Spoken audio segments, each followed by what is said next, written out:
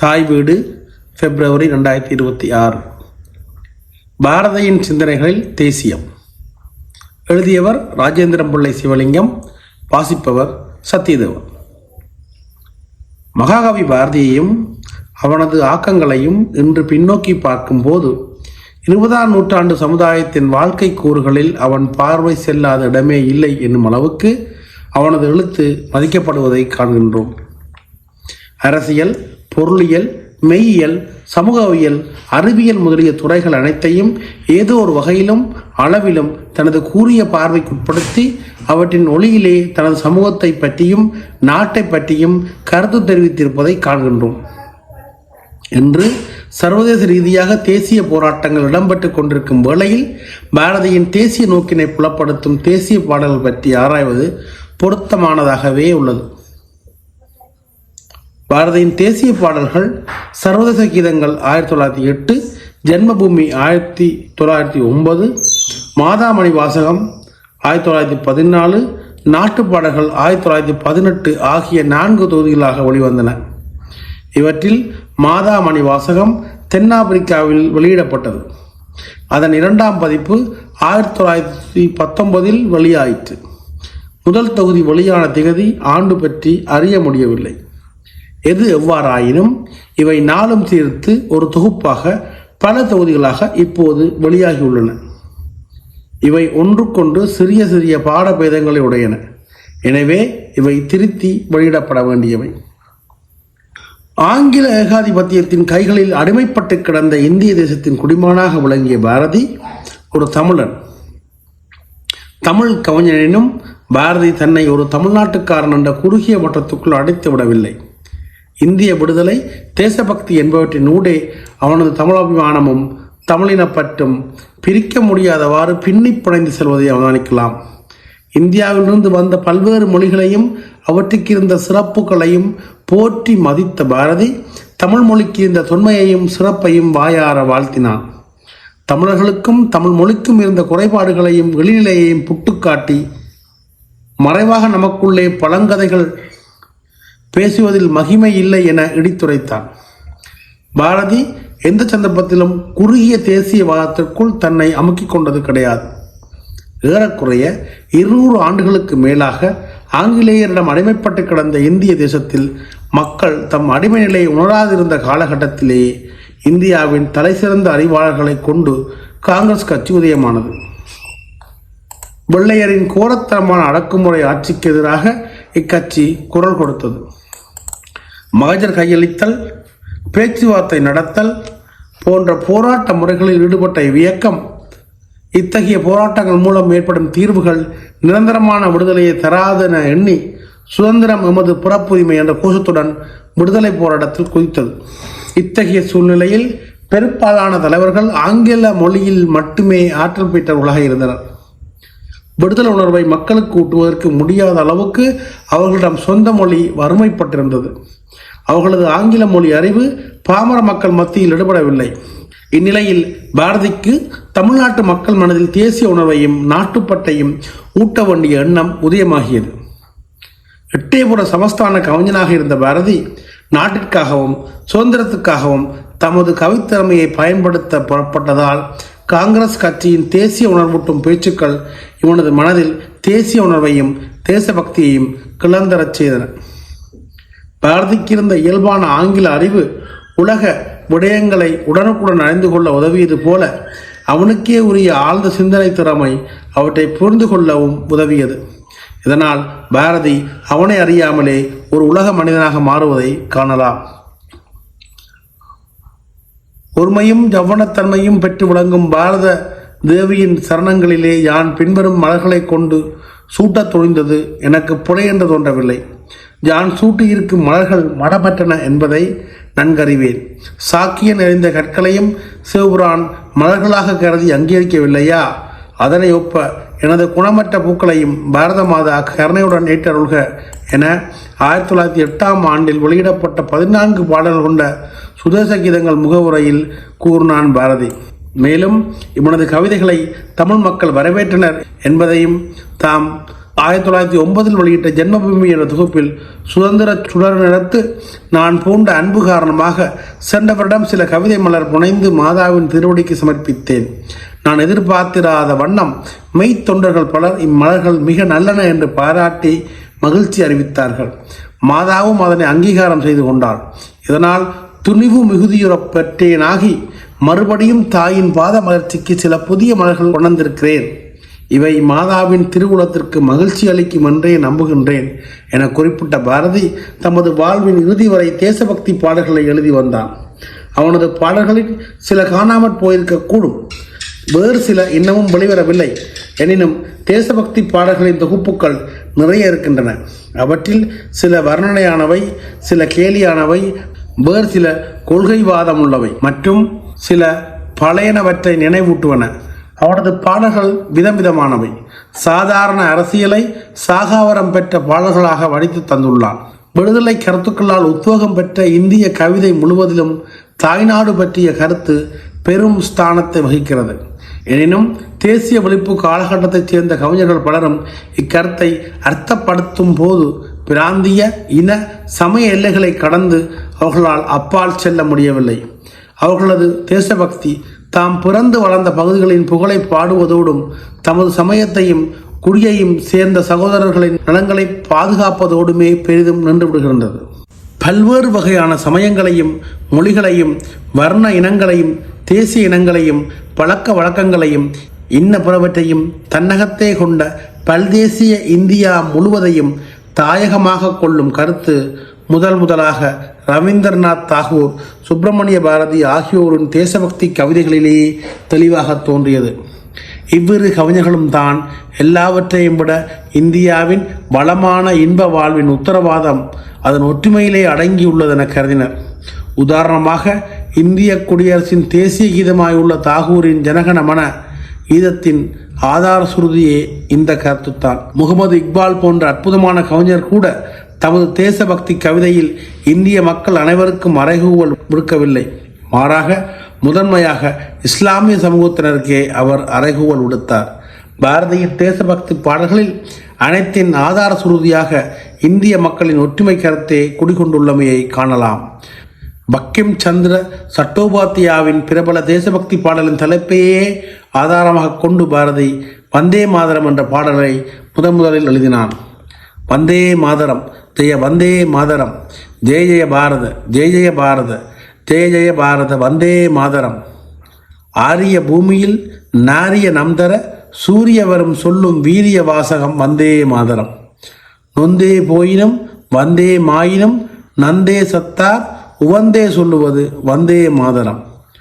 ஒன்றாய் நின்றினி வென்றாயினும் உயிர் சென்றாயினும் வலி குன்றாதோதுவம் வந்தே மாதரம் என பாடி இந்தியாவின் எல்லா சமயத்தினரின் எல்லா மக்களின் ஒற்றுமை கருத்தை பறைசாற்றினான் பாரதி.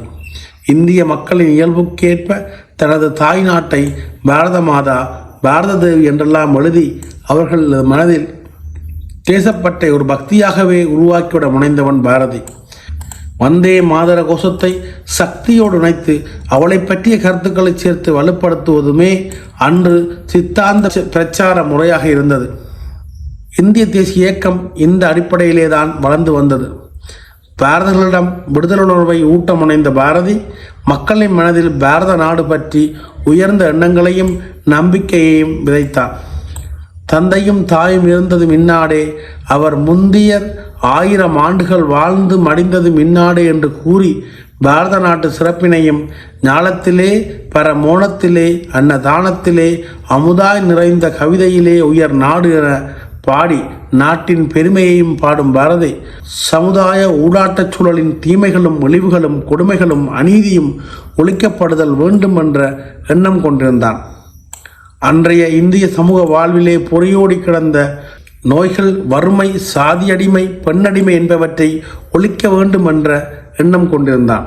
இத்தகைய எண்ணம் பாரதிக்கு முன்னேவர்களின் பாடல்களிலே விதியின் விளைவுகளாகவே கருதப்பட்டன. கொடிது வறுமை கொடிது என ஒவ்வையும் பெருஞ்செல்வர் இல்லத்து நல் கூர்ந்தார் போல வரும் செல்லும் பேரும் என் நெஞ்சு என்று 1000 பாடலிலும் கூறப்பட்ட வறுமை பற்றி பாரதி முரண்பாடான கருத்து கொண்டிருந்தான். நெஞ்சு பொறுக்குதில்லையே, இதை நினைத்திடனும் வெறுக்குதில்லையே. கஞ்சி குடிப்பதற்கிலார், அதன் காரணங்கள் இவையெனும் அறிவுமிலார். பஞ்சமோ பஞ்சமென்றே நிதம் பரிதவித்தே உயிர் துடித்து துஞ்சி மடிகிறாரே இவர். துயர்களை தீர்க்க ஓர் வழியில்லையே எனவும். எண்ணிலா நோயுடையார் இவர் எழுந்து நடப்பதற்கு வலிமையிலார். கண்ணிலார் குழந்தைகள் போல் பிறர் காட்டிய வழியில் சென்று மாட்டிக்கொள்வார்.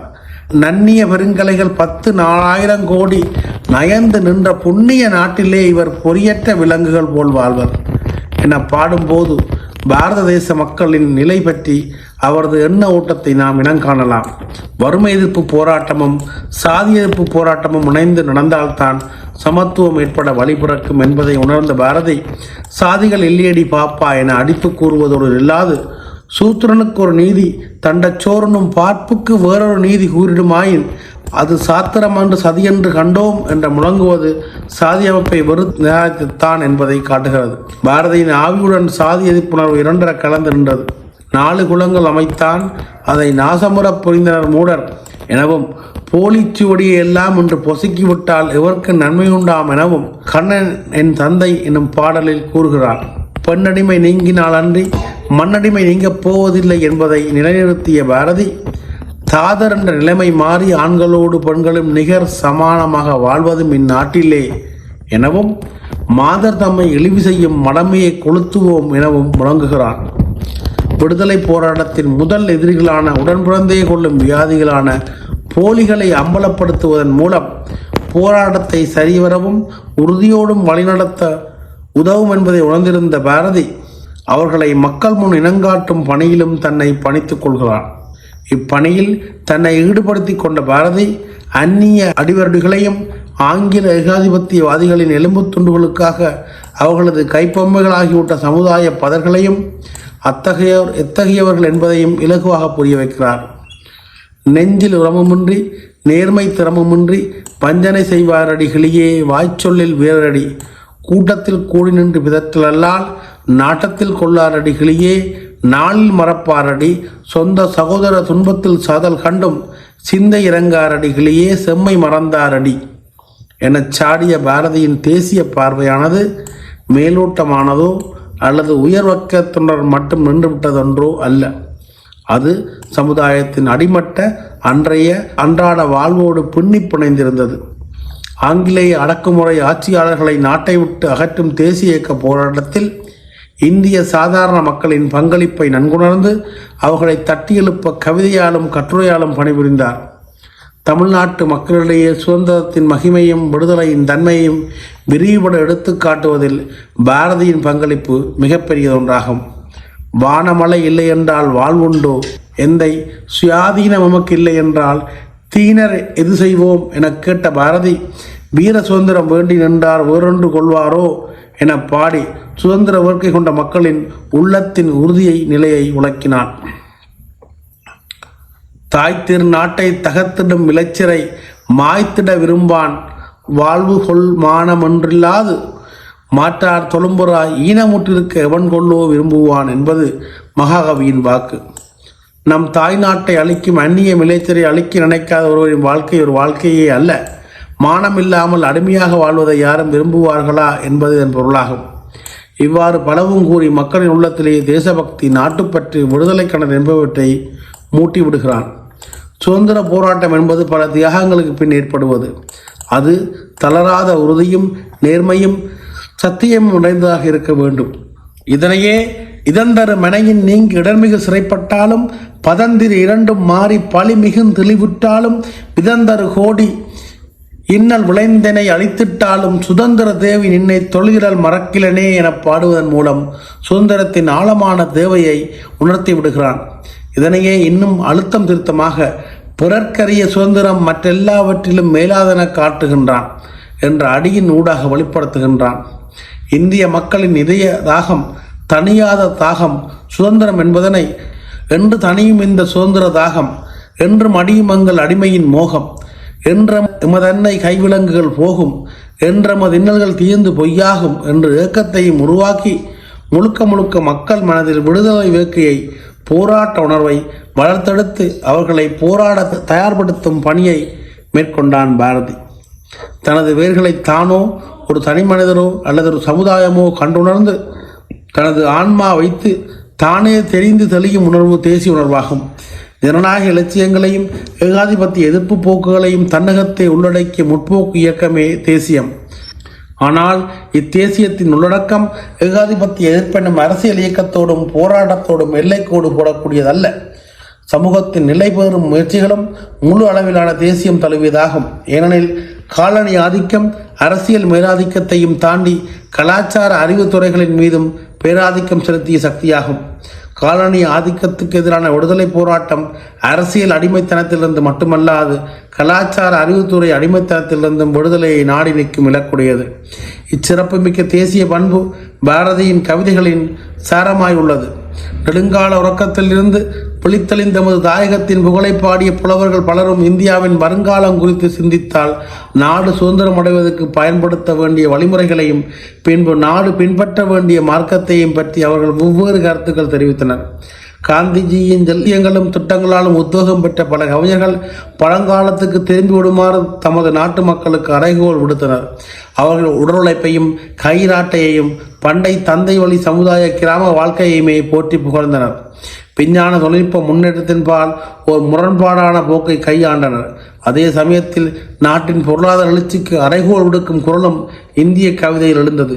நாம் இன்று நவீன உற்பத்தி கருவிகளை உபயோகித்தால் நமது உடல் உழைப்பு வீணாகிவிடும் என்று மைதிலி சரண்குப்தி தமது இந்தியாவின் குரல் என்ற கவிதையில் கூறுகிறார்.